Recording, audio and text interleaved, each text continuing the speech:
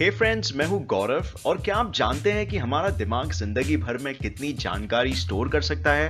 अगर हम किसी तरह अपने दिमाग में हर सेकंड 10 नई जानकारी के टुकड़े भर पाएं, फिर भी हमने पूरे जिंदगी भर अपने दिमाग के सिर्फ आधे हिस्से का उपयोग किया होगा। ये जानकारी हमारे लिए कितनी इंपॉर्टेंट है, जो ये बताती है कि एक दिमाग और उसकी शक्ति तो सबके पास है, पर बुद्धिमान वही कहलाता है जो इसे ठीक से इस्तेमाल कर पाता है।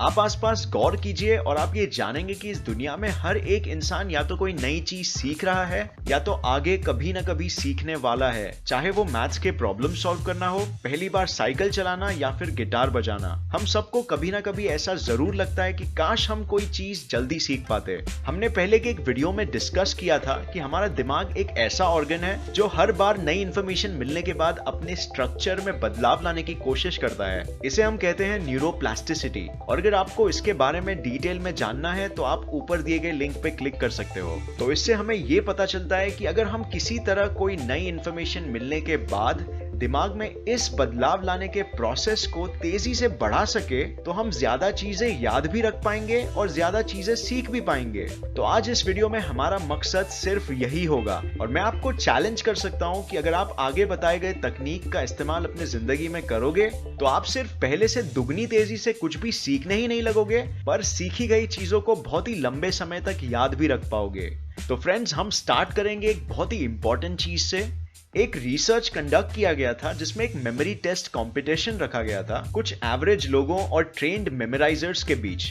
अब जो लोग ट्रेन्ड मेमोराइजर्स नहीं थे, उनका इस टेस्ट में एवरेज स्कोर निकला 20 से 60%, और जो लोग ट्रेन्ड मेमोराइजर्स थे उनका एवरेज स्कोर निकला 95 से 100%, जो कि काफी ज्यादा डिफरेंस था।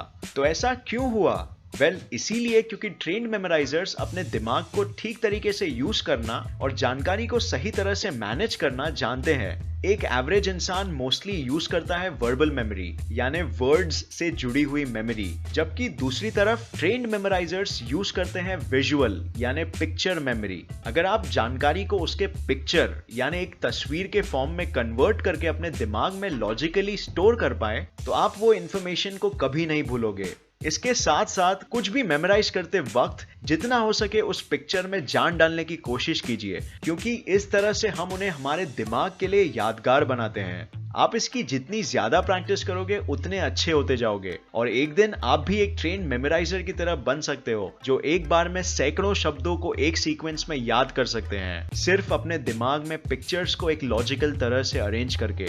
तो ये बहुत ही इंपॉर्टेंट है और अगर आपने इस पे कभी ध्यान नहीं दिया है तो आप आज से ही बिल्कुल शुरू कर दीजिए, क्योंकि ये हमारे कोई भी चीज सीखने या मेमोराइज करने का बेस होगा। अब कैसा रहेगा अगर आप कुछ भी सीखने में सिर्फ 20% मेहनत और समय डाल पाएं और उतने में ही किसी भी चीज का 80% सीख जाएं? बिल्कुल मजा ही आ जाएगा, राइट? तो एक बहुत ही फेमस सिद्धांत है जो बनाया गया है विल्फ्रेडो पेरेटो द्वारा, जिसे हम कहते हैं दी 80-20 प्रिंसिपल। आपने इसके बारे में जरूर सुना होगा। ये बेसिकली ये बताता है कि आपके लाइफ में कोई भी चीज का सबसे इंपॉर्टेंट हिस्सा उसका सबसे महत्वपूर्ण 20% होता है, जो इंपॉर्टेंस में उस चीज के 80% के बराबर होता है। आप इस सिद्धांत के उदाहरण को जिंदगी में कहीं भी देख सकते हैं। जैसे आपकी जिंदगी में यूजुअली बस कुछ 20% लोग आपके 80% खुशी के लिए जिम्मेदार होंगे और व्यापार में बस कुछ 20% कस्टमर्स आपको लगभग 80% सेल देंगे। तो बिल्कुल वैसे ही कोई भी चीज को सीखने के लिए बस 20% इंपॉर्टेंट लर्निंग मेथड्स और लर्निंग कंटेंट आपको 80% रिजल्ट देंगे। अब यहाँ आपको थोड़ा रिसर्च करके उस सबसे इंपॉर्टेंट 20% चीज जो आपके लिए काम करती है उसको ढूंढना होगा। और ये एक बहुत ही महत्वपूर्ण कदम भी है स्मार्ट वर्क का, जिसके बारे में हम हमेशा सुनते रहते हैं। फॉर एग्जाम्पल, अगर आप एक स्टूडेंट हो तो एग्जाम्स की तैयारी के लिए पिछले 5 सालों के क्वेश्चन पेपर्स को सॉल्व करना उस 20% हिस्से का एक बड़ा पार्ट होगा, और फिर समय बचेगा तो आप बाकी के और चीजों पे भी ध्यान दे सकते हो। अब क्योंकि हमें पता है कि हमें मेहनत एग्जैक्टली कहाँ करना है, तो अब जितना भी टाइम हम उस काम को देते हैं उसमें हमारा फोकस एकदम शार्प होना चाहिए, जो ये ध्यान रखेगा कि हम ज्यादा से ज्यादा जानकारी को एब्जॉर्ब कर सके। बट ये कभी कभार हमारे लिए थोड़ा मुश्किल रहता है, राइट? हमें काफी परेशानियां होती है हमारे दिमाग को एक जगह ज्यादा देर तक एकत्रित रखने में। और डरिए मत, ये बिल्कुल नॉर्मल है और हर किसी के साथ ऐसा ही होता है। कई रिसर्चर्स ये बताते हैं कि हमारे दिमाग का मैक्सिमम कंसंट्रेशन एक काम में 30 मिनट से 45 मिनट के बीच सबसे स्ट्रांग रहता है। तो अगर हमें कोई चीज अच्छे से और जल्दी सीखना है तो ये बहुत ही जरूरी है कि हम कोई भी काम इसी समय दौरान करें। ठीक इसी चीज को ध्यान रखते हुए एक तकनीक बनी गई है जिसे कहा जाता है दी पोमोडोरो टेक्निक। ये तकनीक वैसे तो बहुत ही सिंपल है, बट अगर आप इसे अच्छी तरह से इस्तेमाल करना सीख गए तो आप गारंटीड कम समय में ज्यादा चीजें सीख पाओगे। इस तकनीक से पढ़ते वक्त आपको अपने आसपास के हर एक डिस्ट्रैक्शन को साइड में करना होगा और 25 से 30 मिनट्स के छोटे छोटे सेशंस में पढ़ाई करनी होगी। इन सेशंस के बीच में आप 1 से 5 मिनट के ब्रेक्स ले सकते हो और 3 या 4 ऐसे सेशंस के बाद एक लंबा ब्रेक। इससे आपका फोकस एक लेजर की तरह शार्प रहेगा और दिमाग में नई सीखी गई चीजों के बीच कनेक्शन स्ट्रांग होंगे। तो अब तक हमने बात कर लिया कि हमें विजुअल मेमोरी पे ज्यादा ध्यान देना है और ये भी जान लिया कि हमें किसी भी चीज के सबसे महत्वपूर्ण 20% भाग में पोमोडोरो तकनीक यूज करके 25 मिनट्स के सेशन में पढ़ाई करनी है। अब आइए जानते हैं कि हम इन्हीं सेशंस को सबसे शक्तिशाली कैसे बना सके। तो ये एक बहुत ही पावरफुल तकनीक है जो आज मैं आपके साथ शेयर करने वाला हूं और मैं आपको रिक्वेस्ट करूंगा कि आप इसे ट्राई जरूर करें अगर आपने अब तक नहीं किया है तो। इस तकनीक का नाम है दी फाइनमैन टेक्निक, जिसे नाम दिया गया है एक साइंटिस्ट और एक बहुत ही अच्छे टीचर रिचर्ड फाइनमैन के ऊपर। इस तकनीक का मूल भाग है चीजों को आसान करना और अपने आप को एक शिक्षक की तरह सरल भाषा में खुद सिखाना।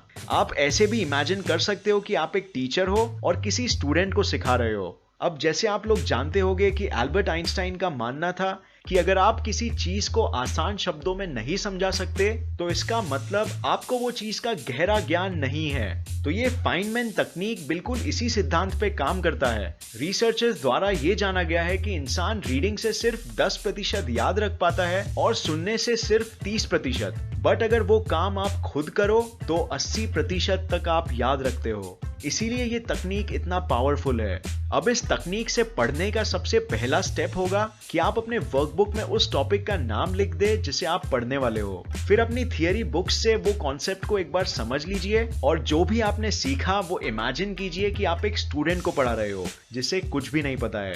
आपको पढ़ाते वक्त अपने वर्कबुक का इस्तेमाल करना है नोट्स लिखने के लिए, लेकिन ये बिल्कुल याद रखिए कि चीजों को सरल करना इस तकनीक का मूल महत्व है। तो जितने आसान शब्दों में आप ये एक्सप्लेन कर सके उतना अच्छा है, उतनी गहरी उस विषय में आपकी समझ होगी।